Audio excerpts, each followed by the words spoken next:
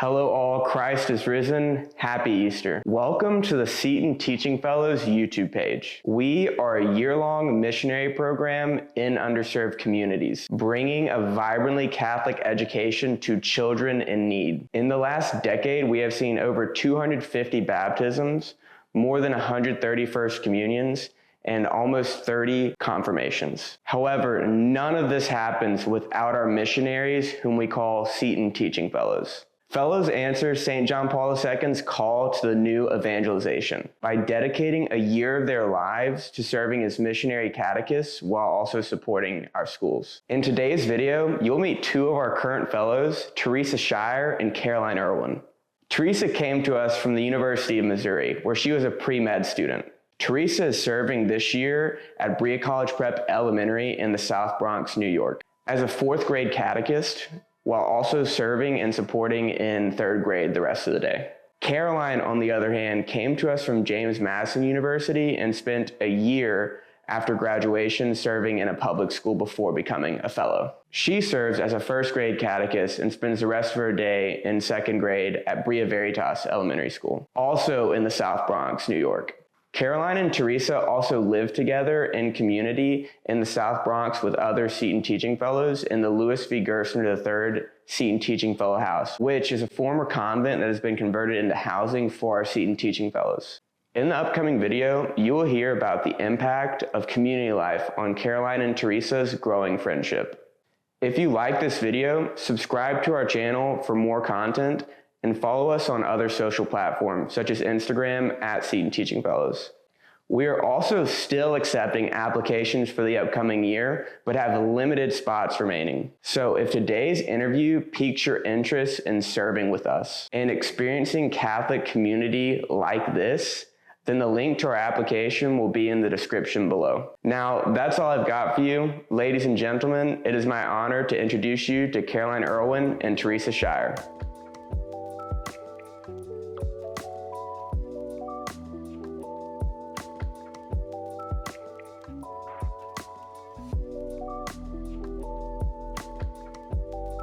First question, how did you discern Seton Teaching Fellows?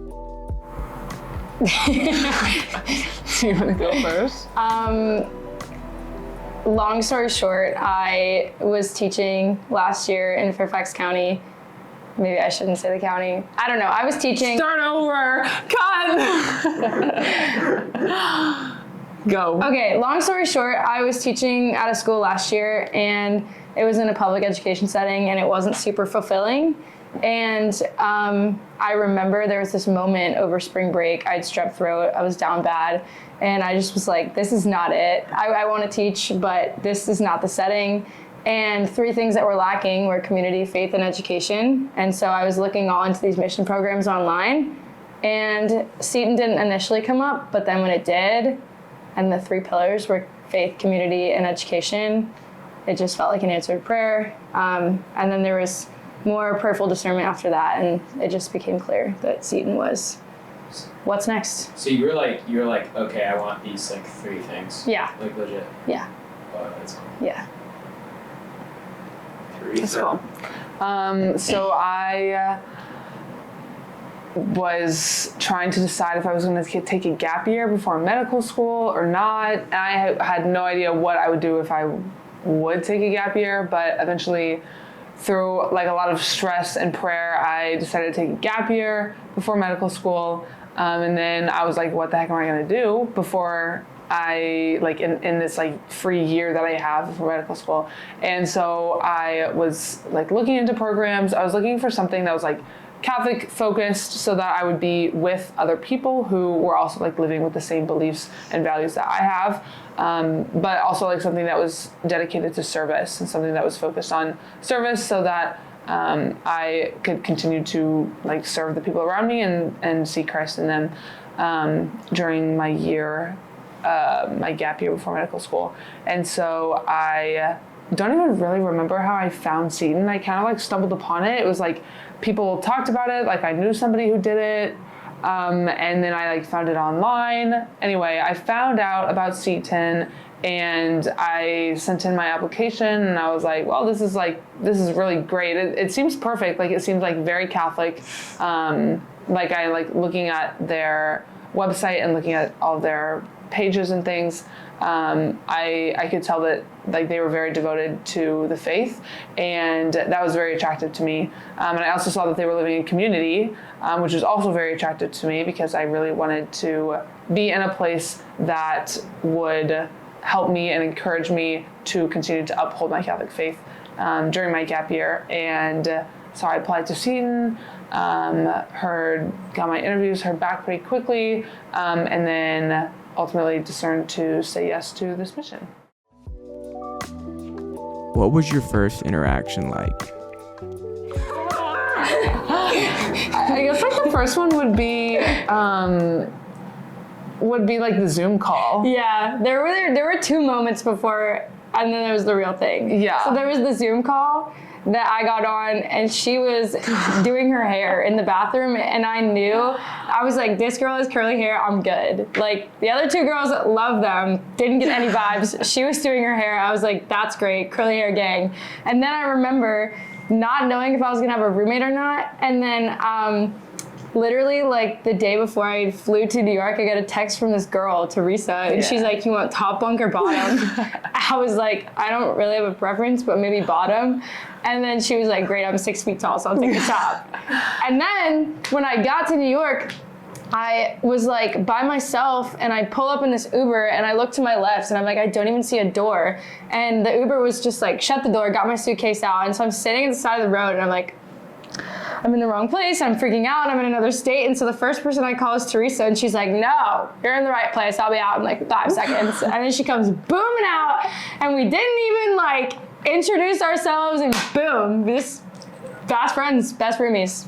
Yeah. And that was it. Yeah. I remember like on the Zoom call, I was like, oh, this girl, like, she's working at a camp, she seems so chill, like, she's like down to earth, like great vibes.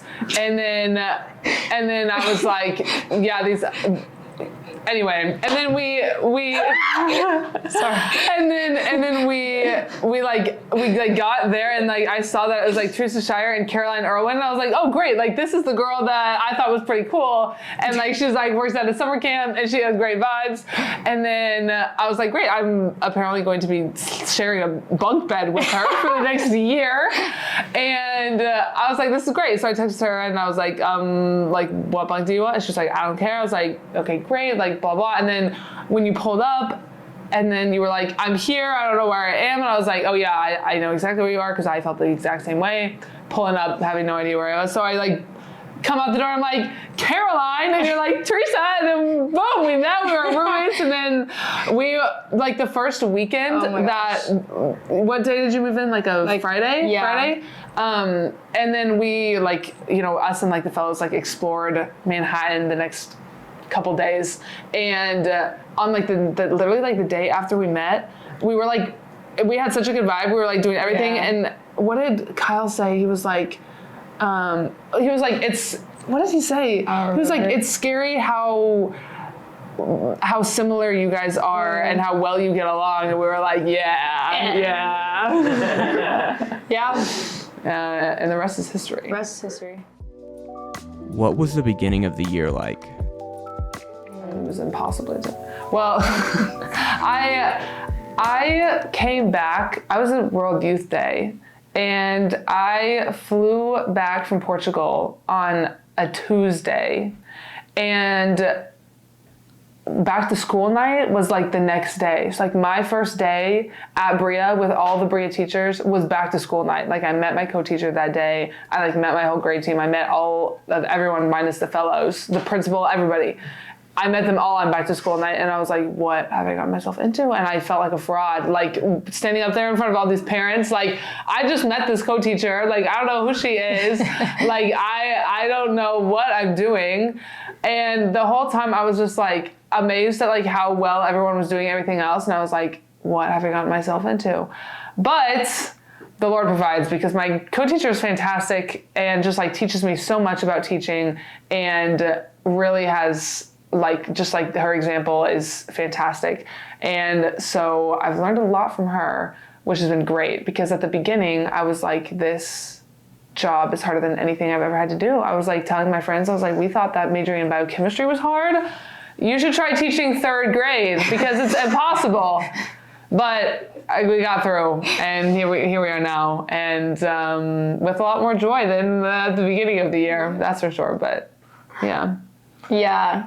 I mean, coming into this experience, like I've taught before, and charter school is just a different animal. It's just a different breed. And so even there was so much culture shock to work through being in the Bronx and then being in a charter school. And I'm also, all of my teaching career has been with neurodiverse students. And so teaching neurotypical students was a huge challenge for me. And I just remember it was really hard. The days were really long and the learning curve was really big.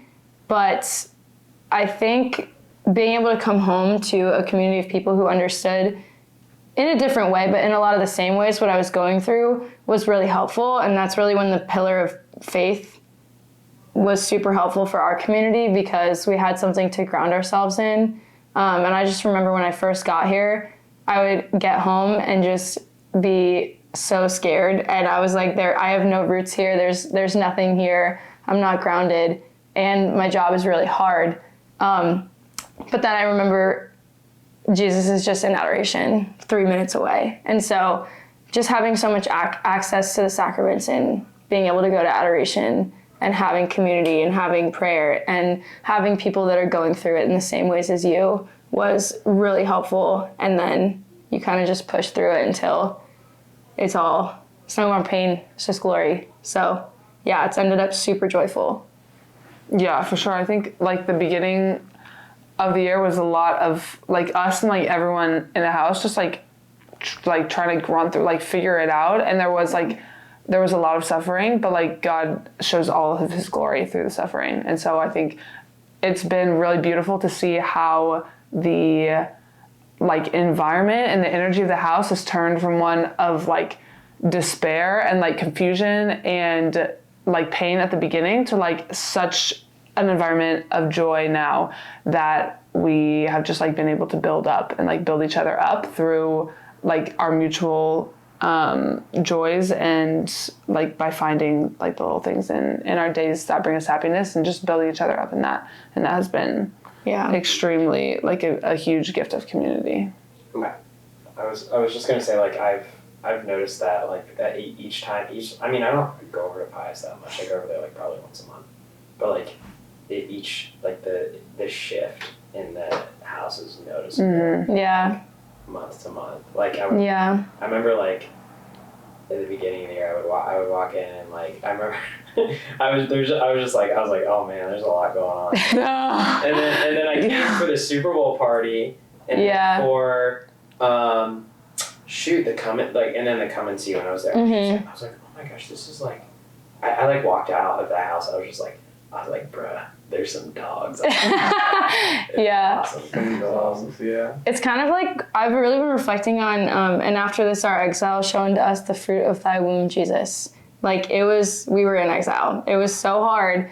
But there is so much good that is drawn from suffering, as we know, and we've really felt that in the house. And there's just a lot of fruit and a lot of joy, and it's really fun to live with 20 people. So true. Yeah. And it's like seeing the joy now, it's so much more obvious, the turn from like the uncertainty and the despair to like a spirit of so much joy and like self-gift and just like so much more life that we've been able to kind of like give each other and receive and just like build up.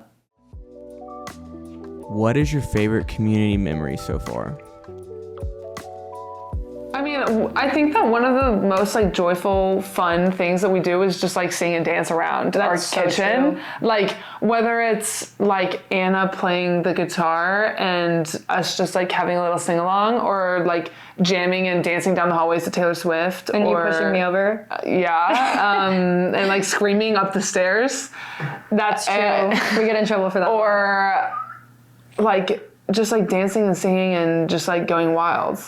has been, I mean, there's been like repeated instances of noise complaints with our dancing and singing parties. But it brings us so much joy and it's so much fun. So that's a little joyful moment that we've had several times. What have been some of the most satisfying moments from your year so far? I had a kid the other day that he was just like always like making noise and annoying everybody. Everyone is just like, stop making noise. And he just cannot stop it. And he's like, it's fun for me. I like making noise. And I'm just like, and all the kids are like so annoyed because they're like, we want to learn. But the other day he like finally decided that he was going to pay attention and was like answering all these questions. And we were talking about the Eucharist and he was like, so basically what you're saying is that Jesus sacrificed his body so that we could be in a relationship with him and we could worship him and we could always remember that he loves us. And I was like, you have been listening. Like, this is great. I was like, that's perfect. That's exactly right. And it was just like, it gave me so much joy to hear that, like, just like said from a student who's been paying attention in class, even though I didn't think he was paying attention. And that was a really beautiful part of my day the other day, like 2 days ago. Here? No, Andres. No. Okay. Yeah. I figured he doesn't always make noises, but he is a rambunctious child. Yeah, he would say something like that though. Yeah. No, he would. He like literally. He was whenever we were going around trying to get prayer cards. He's like, yeah, just ask that like the martyrs can pray for us, the students in El Camino. I'm like, dude, what the heck? Like, you're like always wreaking havoc, and then you say something this holy. You just need. You need prayers. Will help if that boy has a breakthrough, he's gonna become a saint. It's like very quick. But kids also, my kids just love learning about the saints, which I take like such joy in. Like I love teaching them about the saints because they just love learning about like real people who had like real huge conversions. Like learning about, we were learning about St. Moses the Black, and he had like a major conversion. He was like a murderer and robber, and then he like turned into a monk and a priest and just like lived a really holy, chaste life. And the kids were like, he did all that and he still became a saint? And I was like, guys, like we talked about like God's mercy is never ending. And they were just like baffled by it. And I actually brought it up to one of my kids today because he was like, I feel like I'm just gonna mess up when we go to mass and God's just gonna be like so sad. And I was like, Liam, don't you remember we talked about St. Moses the Black who like literally murdered and robbed people, and like God still loved him so much, like he still drew him in back to the church, and he still like did so much pursuing. And this kid was like, yeah, I guess so. And I was like, God just wants you to be there at mass. Like he doesn't care what you do. Like, yeah, he wants you to be good, but like he just wants to see you and have a relationship with you and be with you. Like that's all he wants. And the kid was like, yeah, you're probably right. You're probably right. And I was like, yeah. I was like, yeah, I know. Yeah. But they do love the saints. I also had a kid the other day. Sorry, this opened my mouth. No, yeah. I also had a kid the other day. We were learning about the saints, and he was like, we were learning about Saint Josephine Bakhita, and I was like, yeah, she didn't know who Jesus was until she was like 26-ish years old. And he was like, all my kids were like, what? Some people don't know about what do you mean she didn't know about Jesus? And I was like, yeah, some people like don't learn about Jesus like ever. And they were like, what? And I had one kid that was like, so if I become really rich, I can just fly around the world and tell people about who Jesus is, and then I'll become a saint. And I was like, yes, that's exactly what you can do. Please become rich, go fly around the world, tell all of the people about who Jesus is, become a saint, and live with the Lord. Like that's all I can ask. And that's like they desire to become saints, and it's such a beautiful thing to see. Yeah. What? Yeah. Like trying to take the mega church preacher route, and then like prosperity gospel, but actually like do something good with it. Yeah. What was the question? Just like moments where you like moments with your students, and you were just like, yeah, this is why I'm here. Well, I teach first grade, and I think for a while I didn't really see the difference in my kids versus any other kids. And then we had the fall retreat, and we were just reflecting on it and talking about how, looking at our kids, it's like, Father, they are your gift to me. And I think really reflecting on that and praying for my students, there's just a huge grace to see the uniqueness to their dignity and to their joy and to their wonder. And the moments that make it all worth it are every day when I go to teach them and they just receive and want more and are constantly in wonder. And it's so fun to be able to teach them about the love of God and to hear them repeat it and to hear them build off of that knowledge. And also to just turn it back and call me crazy Miss U. Like, it's just, I don't know. First grade is it's been such a great age group for me, because you can be so serious about who God is and why he loves you and how he loves you and how much he loves you. And then 2 seconds later, they're just doing the chicken dance in the middle of the classroom. And we're all just thanking God for the chicken dance. I don't know. It's just a grace. It's a gift. And every time I was almost moved to tears today, because we had a snow day yesterday and today's Valentine's Day. And they literally, all they have to do is smile, and it gets me. They're beautiful. And the more they receive our Lord, the more they emanate joy. And it's a gift every day. What are some of the best funny moments from your year so far? I mean, the funniest thing for me was at the beginning of the year, I taught them the Our Father. We would sing the Our Father, and the amount of kids that thought it was, give us this day our daily breath. I was like, it's not breath, guys, it's bread. And they were singing, give us this day our daily breath for I don't know how long, until I was like, guys, it's bread. So we had a good laugh about that. Don't theologically sound. Yeah, They're not wrong. They're not wrong. Spirit's there. What else? There's also just the days where in first grade you get them ready to transition to sports and activities, and then you look over and Alana's got her applesauce all on her jumper, and Kayla knocks down a whole entire thing of crayons, and my computer's on the floor, the trackpad no longer works, and the milk is everywhere. And you just literally have to smile through. They're a wreck. That's probably where the most humor comes from. Aretha yelling out the window, "Hey, Mom!" in the middle of a coloring session, literally looking out the window into the Bronx, asking where her mom is mid-lesson. The dancing they do, I wish I could show you what Kayla does. I have a girl, literally I'll say nothing and then she'll just go. And it's like everybody's laughing. I don't know. It's chaotic. But You have a quote list? no. What do they say? They don't say much. Except God loves me, I love Mary. Yeah, first graders, they don't say much. It's more of their bodily actions that are just like, Oh yeah. right now. Yeah. Their I'm coordination. telling you, it's the dancing. Yeah. Yeah, I mean, people love to dance. I love to dance. So do I, so it's perfect. Hey, Theresa, did you ever put anything in the overheard STF group chat? I've put a couple things in. Were they the funniest things? I don't know. I have a whole list of. What's a couple things on your list of? Let me get my phone. Okay. Let me see what's on my list. I'm trying to think of You have a more. list. I do have a list. I have to have to keep a list. I have to keep a list. Otherwise, I'm gonna forget. Let me see. Where's my list?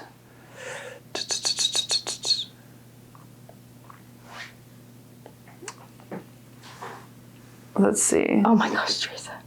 This is only my list from this starting this year. I have another list from earlier in January. This is, what is this, like, what? This list is just from January. Like quotes that's of wild. quotes. Yeah. That's hilarious. This one was funny. We started, I started at the beginning of our prayer when we start the El Camino lesson, when we start in prayer, I started introducing a silent moment of, I was take a silent moment during prayer to thank God for something and to ask God for something. And so, fourth graders, they have difficulty understanding what silence means. And so we started doing this, and at one point, this one kid, Michael, he's like, we're like praying and everyone's silent. He's like, thank you, God, for making me the strongest kid in the fourth grade class. And the whole class just erupts in a debate about whether Michael is the strongest kid in the fourth grade class or not. And it was just totally threw off the whole prayer. Like, we were in the middle of a silent prayer, and he's just like, and now we're just arguing about whether Michael is the strongest kid in class or not. And some kid is like, can I go out in the hall? I think I'm going to be able to hear God better in the hall. And I was like, no, we're going to bring it back. We're going to restart our prayer. We're going to thank God that Michael's the strongest kid in the fourth grade class, but we're going to do it silently this time. That was one cute, funny moment. What else do I have? That's awesome. Which one should I just said that one. What is a sin? A sin is like what you did earlier when you was disrupting class and when you do something bad. Did you say that? Get him. No, I didn't say that. Oh, it was like, that was you. This kid, Austin, was like, what is a sin? And I was like, we learned about this last year. I was like, who can tell Austin what a sin is? And this other kid, Gabriel, was like, a sin is like when you earlier was disrupting class and also anytime you do something bad. And I was like, yeah, well, yeah. That's correct. It was really funny. It was funny. Fraternal correction, dude. Yeah. Yep. Yesterday,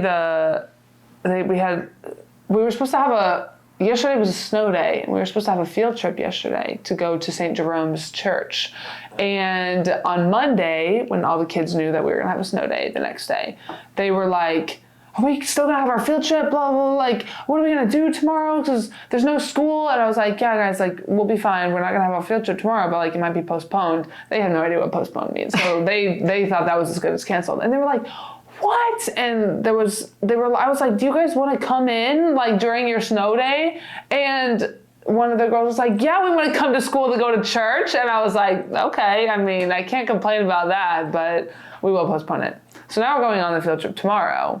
It's going to be a really fun time. But, yeah, they wanted to miss their snow day to go to church. And I was like, well, you don't have to do that. That's awesome. What was it like having Father PT from the CFRs say Mass at your school? Yeah, Father PT from the CFRs comes to celebrate Mass at BCPE and the Nest in our cafeteria. And it is a experience for sure. It's literally just like 30 of every grade, like 30 kids of every grade in the Nest with 2 teachers trying to control all of them and answer all their questions, because not all of them go to Mass every Sunday, so a lot of them have no idea what's going on. But Father PT comes in and does a great job of like being calm and like telling the kids when to sit and when to stand and what to say. And definitely the cutest, most beautiful part of the Mass is, I mean, besides like the Eucharist, is like when the kids say the Our Father, because that's like the one thing that they all know, like that all the kids know the Our Father, even the kindergartners, they all know the Our Father. And so when the kids start hearing the words of the Our Father, they get really excited and they're like, Our Father, and they just like scream it. They scream it as loud as they can because they know it so well. And that happened at Mass today too, when we were at St. Rita's. And they just like hearing all of these like childlike voices like come together in like this like Our Father, like this like song of the Our Father, like singing praise to the Father is just like the most beautiful thing. To like Jesus says, let the little children come to me, and like to hear them praying in the song and the words that he told us to pray is a beautiful thing for sure. That is really great. It's also great to just like be with them at the Mass, like the highest form of worship, like the closest that we get to heaven on earth, and to like share that with my disciples, and to like watch them watch the consecration, and to watch them watch the priest like saying like, this is my body, this is my blood, and like to watch their little minds like think like of what is going on, and like the wonder and awe that they have at the Mass and the things that we do and the things that we say. And and like the questions that they ask afterward, even if they're silly, like, why is the priest eating that like it's potato chips? And it's like, no, that's him consuming the rest of the Eucharist. It's just like, it's cute to see all of their wonder in the things that the Lord has given us to build a relationship with it, and to see how the Lord is pursuing their hearts to love him in better ways. So that's great. Last question. How have you seen Christ in each other? How have you seen Christ through Caroline, and then Caroline, how have you seen Christ through Theresa? There's just so many things. I know. I'm like, I can't even like put words to it. Like, I feel like our relationship is like, it means so much to me. Like, I feel like the ways that you like speak of your disciples, and like the ways that you speak of how you see Christ through them, it like impacts me a lot to like desire to see that in my disciples as well, and to like live virtuously so that I can love my disciples better and like see the love of Christ through them, and to like be the love of Christ for them. And I think that is like something that you exemplify really well. And like, I hear that when you talk about your kids, and when you like tell the stories about them, and you just like shower them with like constant, ceaseless love. And it's been a really beautiful thing to be a part of, and to see and to hear every single day. Wow. I agree with that, by the way. The Yeah. times I've heard Caroline talk about her students, I'm like, wow, this is great. Yeah. Wow. Theresa is like a part of the Father that I hadn't met before I met her. There is just something about the way that you live your faith and speak your faith that is so unique to me. And I feel like something you do really well is you descend to the person that you're in front of. Like, you're so present to them. And I see that in the way that you love your kids. Like, you're such an intellectual person, and you're just completely brilliant. And you're constantly living in this way where you give people access to the love of the Father. And it just blows my mind every time I hear you talk. Every time I hear you talk about how much you're excited to be a doctor, and the things that you want to do, and the communities that you want to reach. I'm like, man, she is so gifted in the mind, but then you just like look at the way that you're so excited to love the people around you and the people that you serve. And I think that knowing that part of the Father's heart has been a really beautiful experience for me, just seeing how it's both mind and heart, and you live that, you encapsulate that so fully in your being, and it's a gift. It's a gift to be around every day. Aww. Got me crying. That's my roommate. That's my roommate.